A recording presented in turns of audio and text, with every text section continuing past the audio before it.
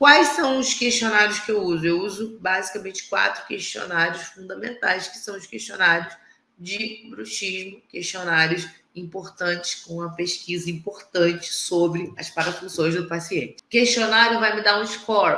Os meus questionários me dão um score. Qual score é esse? Se o paciente tem um bruxismo leve, se o paciente tem um bruxismo avançado, ou se o paciente tem um bruxismo intermediário, de acordo com os hábitos dele e com as respostas. É lá a pontuação. Deu um bruxismo intermediário ou avançado? Polissonografia. Eu aqui na clínica tenho o Watchpad, mas eu também indico outras polissonografias que tenham o eletromiógrafo. Esse que você está vendo aí no slide é o Watchpad, que não tem o eletromiógrafo, mas ele já me dá quantidade de sono REM, quantidade de sono leve, quantidade de sono profundo. E aí eu já sei se o paciente... Ele é muito bom para quem tem apneia.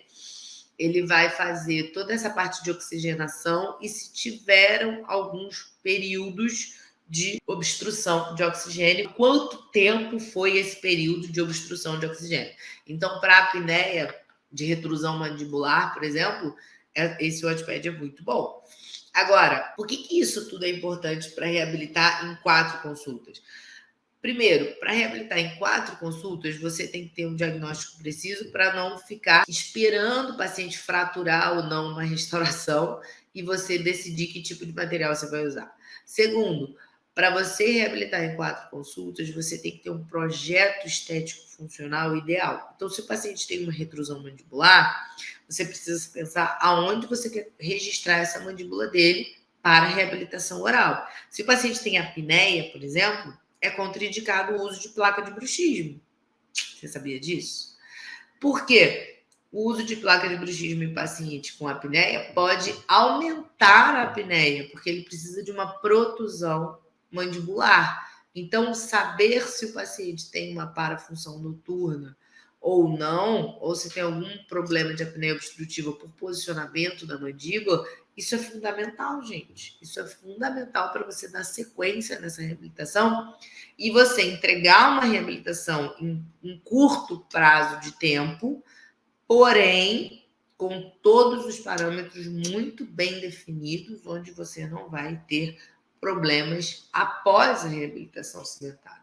Uma vez a reabilitação cimentada, você quer fazer o ajuste fino, oclusal, e liberar o seu paciente. Você não quer que aquele paciente fique vindo no seu consultório 10 vezes depois da cimentação, dando retrabalho, ocupando tempo na cadeira, indisposição, chateação, paciente com sinais ruins, com sintoma, com sensibilidade, com dificuldade de dormir, porque agora colocou a reabilitação. No mocap, o paciente que tem parafunção, ele se adapta melhor, porque o mocap tem uma resina molinha.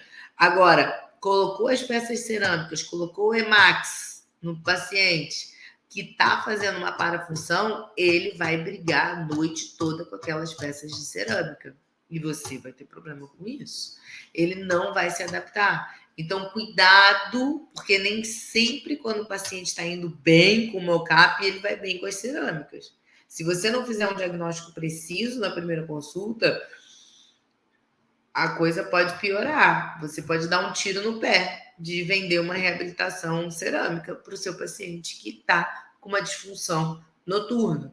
E aí ele vai brigar a noite toda com o mocap com uma certa resiliência, por ser um material viscoelástico, né? Por ser uma resina, ele vai se adaptar melhor. Até a ATM se adapta melhor. Mas se você faz as cerâmicas com o paciente que está com uma parafunção, paciente que você não tem ideia se ele faz bruxismo ou não à noite, na hora das cerâmicas você pode ter problema. E é isso que a gente quer evitar.